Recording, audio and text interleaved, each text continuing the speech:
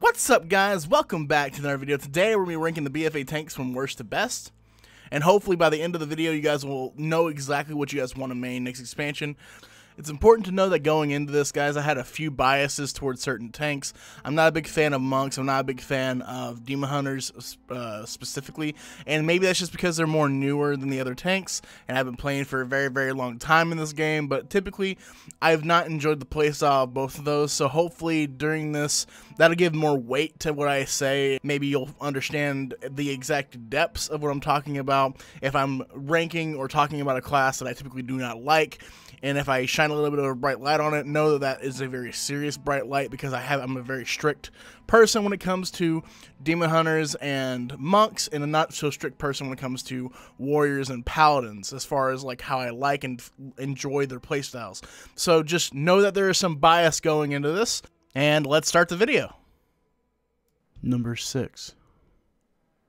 Guardian Druid.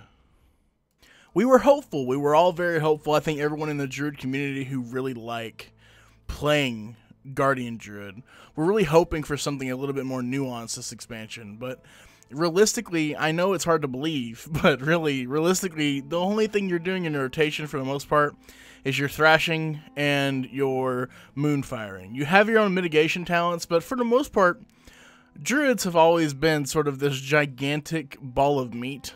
We've kind of gotten the stipulation of, well, I'm going to just sit here and take a lot of damage, I have a lot of HP, I'm fine, and that really hasn't gone away here. If you're really good at a Druid and you really enjoy the playstyle of a Druid, you're going to be doing a lot of what you do right now, which right now, currently on live, you're thrashing and you're moonfiring and you're swiping, and that's pretty much what your rotation kind of boils down to. You have your own cooldowns, you have your little bit of nuances here. I mean, one of the biggest reasons why I want Guardian Druid to be more fun and more interesting to play is because I love Savage Roar. I think Savage Roar is an awesome ability, but sadly it's not enough to carry it through to the next expansion.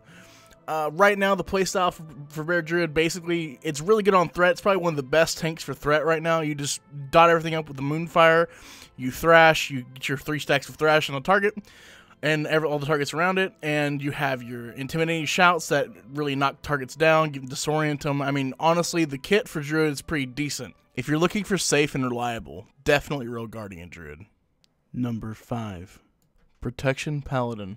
It's crazy. I know, like, Paladins being this low on the list is pretty insane for me, because Paladins, for expansion upon expansion, really until last expansion, have been one of the top tanks for me. I really used to enjoy the holy power usage that tanks used to, that prop Paladins used to have specifically. I still love the bubble abuse you can do. You know, you bubble yourself, taunt the boss, abuse a really powerful attack that would have probably killed your entire raid if they had to soak it.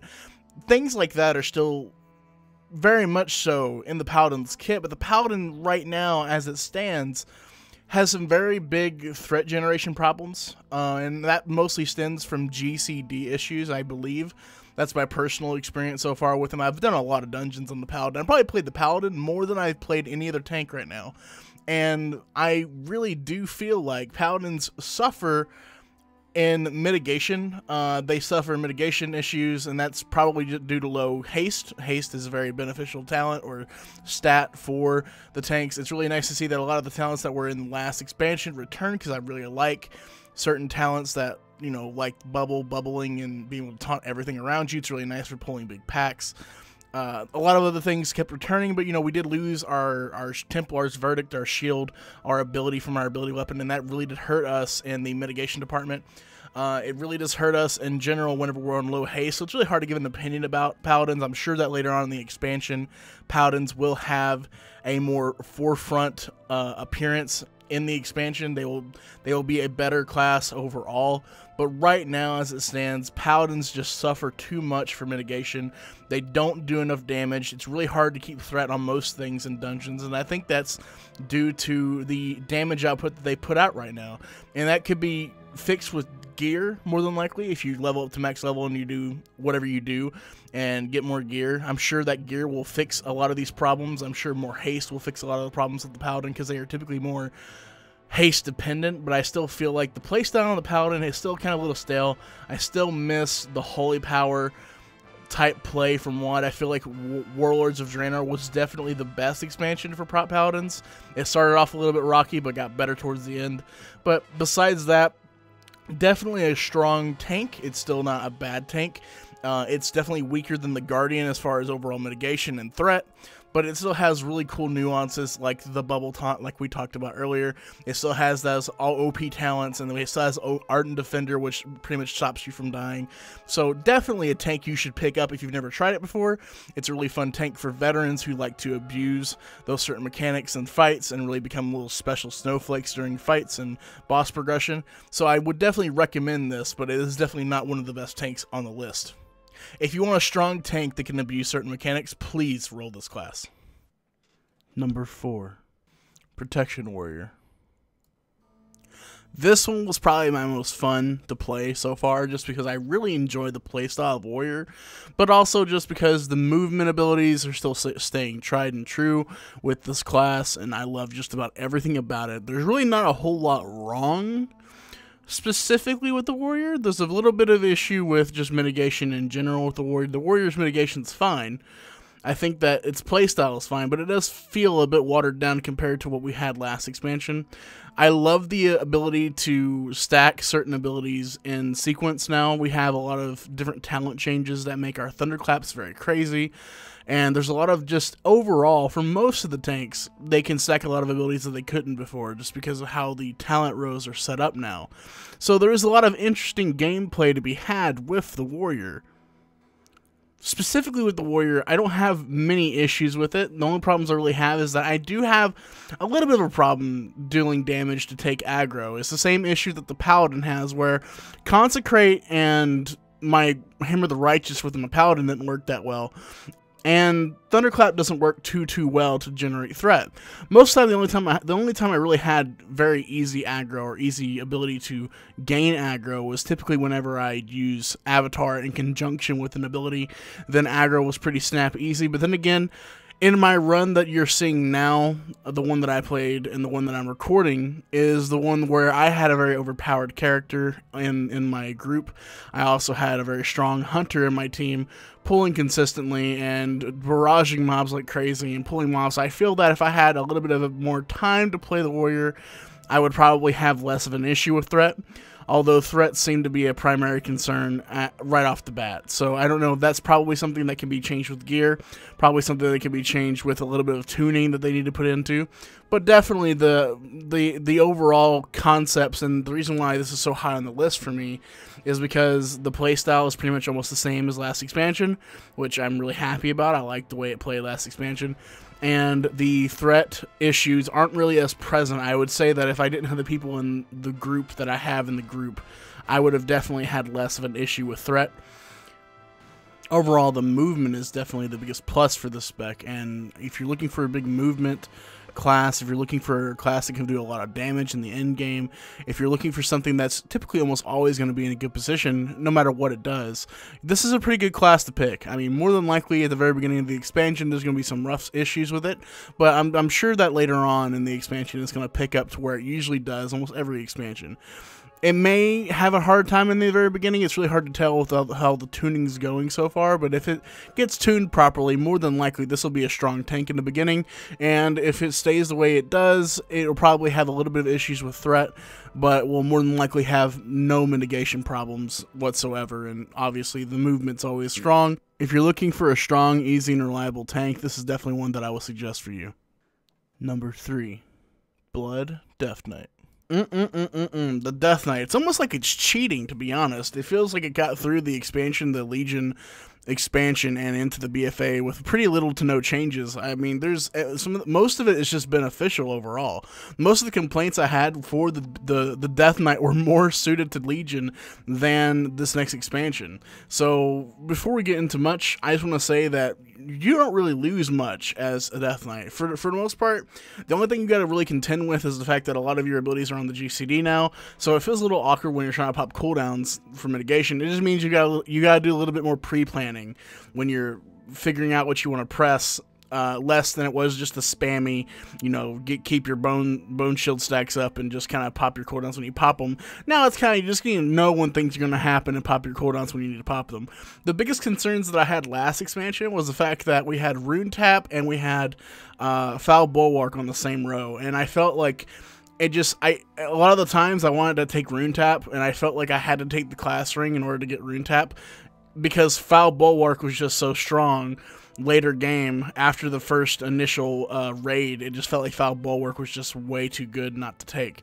So it's kind of nice that that's in a different row now. Now both Foul Bulwark and Ossuary are in the same row, so you have to pick between the two of them. So either get more runic power death strikes, or you can get more HP from your bone marrow charges, from your bone shields. And I think that's, you know, pretty good. That's a pretty good trade-off in my opinion. I think that's awesome, because I'd rather have Rune Tap and Foul Bulwark almost all day, every day. So I look forward to seeing how that progresses. And honestly, the Death Knight got through this expansion, and we got to keep our ability. We got to keep our weapon ability. We still have consumption. You can still talent into it. I'm sure that the other talents in the row are probably better overall, but the consumption is just something really fun to have if you want to go do some dungeons or whatever. You can still keep that ability, and it still is there and very omnipresent in your playstyle. So if you feel like you're missing out, or you feel like you're missing that talent from last expansion, you can still take it, and more than likely you'll be fine, because Death Knights are typically like bosses when it comes to tanking. In general, we're kind of overpowered. I tell my friends all the time, you know, I feel like I'm cheating when I'm playing the Death Knight, because a lot of our active mitigation is actually passive mitigation. A lot of our active mitigation skills, like Bone Marrow, Marrowwind, and getting Bone Shield charges, is actually considered one of our active mitigation talents. And when we get hit, we typically can soften out and mitigate most of those abilities that happen. So it's really cool to just have that option baked into our kit, because obviously one of our strongest active mitigation abilities, meaning Rune Tap, is something that you can talent into, so therefore they can't really make you use that ability to stop an active mitigation attack on you. So it's kind of cool. I kind of feel like I'm cheating in that way. The same way that I feel like I'm cheating when I'm playing Monk. The Monk kind of just like has this baked in set "you can't kill me" ability, which is their, you know, their stagger off, and we'll talk about that more in the next section of this video. But for the most part, guys, if you want to play a Death Knight who have amazing grips, can do mass grips, can do slows, can do pretty much everything they can do is awesome, except for they can't move really fast. That's the biggest downplay for the Death Knights, is their movement is pretty awful in general. So if you're looking for something that moves really well, this is definitely not the tank for you. So I would definitely pick a tank that has a lot of movement if you want that. But other than that, this tank is extremely strong, and I highly suggest it. Number 2, Vengeance Demon Hunter. I can't believe this. Honestly, probably the most shocking thing for me is the fact that this is one of the top tanks of this expansion. I can't believe that Demon Hunters excel in all the areas that I really want them to excel in.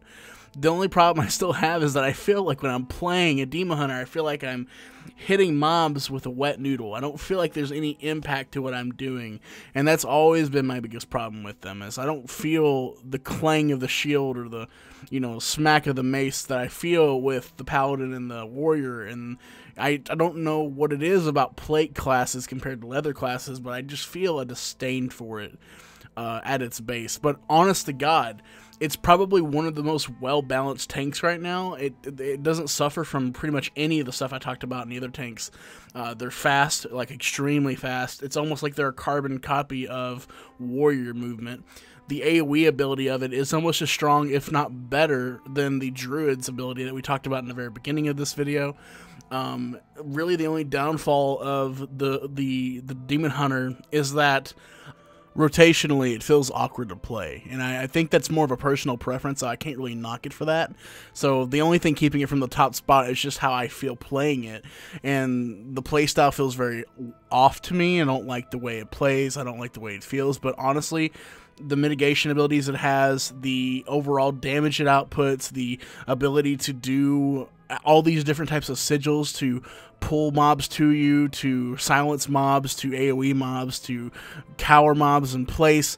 It's crazy. It's like it's part Druid, part Death Knight, part Warrior, all wrapped into one class, and that's why it feels awkward to me. It feels like it's everything about these classes. It doesn't really have its own thing that makes it its own, and I don't know how to explain that really. It is a jack of all trades. It is a great tank. It is something that's going to excel very well. It's something that plays like a really hopscotchy crazy warrior who can also death grip things together, who can also silence mob from afar, who can also mass AoE like crazy when you need the damage, when you need the threat. He's got it. He can do whatever he needs to do.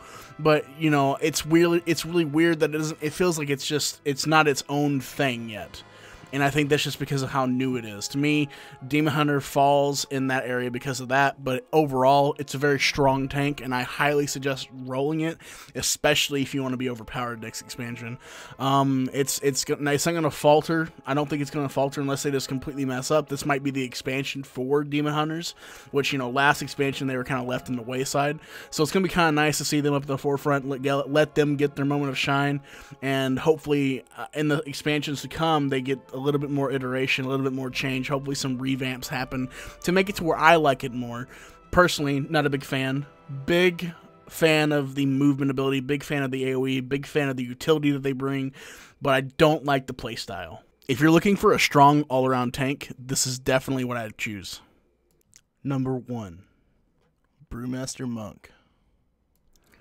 In a shocking turn of events, the class that I've wanted deleted for expansions, and I mean I've wanted it deleted. I have not liked this class. I enjoyed tanking in the very beginning of MoP. I enjoyed tanking in the very beginning of Miss Pandaria. I enjoyed tanking in the very beginning of Black Ark Foundry, sort of. I sort of liked the use of Guard. But all through Legion, I've just despised it. I've not liked the fact that I'm not very self-sustainable. I've always felt like I need a healer, and that's mostly because of how Stagger works. But I'm just saying, this expansion coming up here, all the issues I've had for the Brewmaster Monk are pretty much solved. It's almost like the same thing with the Demon Hunter, and the fact that I said that it's a very strong tank, it's very heavily movement oriented, it can do pretty much anything you need to do, it's got high damage so it can hold threat pretty easily, it's got the highest mitigation easily out of any of the tanks so far. Just straight up, the Stagger, I'm sure I'm going to get hit by, you know, like a 3, 4, or 5 million attack, and I'll just be like, psh, brush it off, because that's just how awesome the Brewmaster Monk is on mitigation. So I'm sure that, you know, in game, the high tier raiders, the high tier, you know, raid teams are going to be keeping many of these on the back burner to play with their class. I'm sure right next to Druids, because I'm sure Druids and Monks are going to take the top again, just from what my first impressions of the tanks are. So I'm just saying right now that the mitigation ability, the movement, the AoE damage, the strong combination of abilities, it does not lose anything. I mean, we lose an ability in our aspect of our artifact weapon, but realistically, we don't need it. We don't need it at all. We're perfectly fine without it. The AoE damage that we do, the mitigation that we have, the fact that I can almost maintain 100% of my Iron Brew uptime, which I think is kind of nuts. Just because if you watch the video, you can probably see how fast it's coming off cooldown. And I think that all of those things combined make this class very, very strong. And I don't see what Blizzard could do to make this class any better or more fun. I think that it's a very fun and exciting class. Again, my only issues is that I feel like I'm hitting things with a wet noodle. Like, that's pretty much my only problem. That's been my problem forever. And that's a personal issue more than anything else. This class is fantastic and you should play it, definitely. It should be your top rated tank, one of your top most wanted to play tanks of the expansion. And I definitely highly suggest it to anybody who's interested in being a top tier raider, or interested in just playing very, very well, or interested in the movement in general. You should definitely pick this up. My final thoughts. Honestly, guys, play what you want. It's up to you to decide what you really want to play. All I can do is give you the opinion of one person, and eventually it's up to you to decide what you want out of the game. Each of these specs have their own strengths and weaknesses, and besides the top 2 that I described, the rest of them are pretty softly balanced. They just need some tuning. I'm sure that Blizzard will inevitably make them all fairly even, and if you're worried about your class at all, don't worry so much. I'm sure in the end it'll be fixed. I hope you guys have a great day. I hope you enjoyed this video, and I hope you can leave a like down below. Leave me a comment. Let me know what you think about this video. I worked really hard on it. This video was probably one of the videos I put the most effort into, so please, if you enjoyed it, please let me know. If you didn't enjoy it, tell me, and I promise I'll try to make a shorter video next time. I hope you guys have a great day, and peace.